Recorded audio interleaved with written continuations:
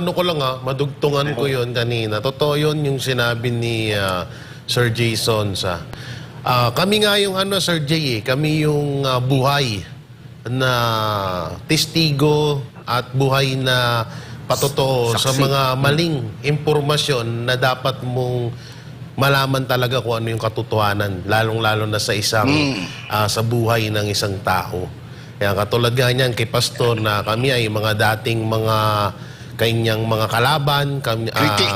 Sa totoosin, hindi naman kami kinakalaban ni Pastor. Kami lang ang kumakalaban sa kanya kasi hindi namin nagugustuhan noon. At iba yung mga nalalaman namin mapatungkol sa kanya. Pero bandang huli, napakaganda nga ho din itong nangyari dahil yung mga dating hindi naniniwala kay Pastor, kami pa ngayon ang talagang pumupunta sa mga barabarangay, sa mga bansa, sa barabarangay dito sa Pilipinas para ipahayag kung ano yung tunay at yung maling balita mapatungkol kay Pastor Apollo C. Quiboloy. Kaya nga, sobrang din, napakaganda rin ho nun, no?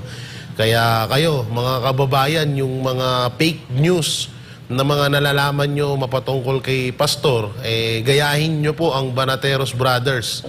Inalam namin kung ano ang totoo at doon namin napatunayan na lahat ng paratang kay Pastor ay pawang kasinungalingan lang.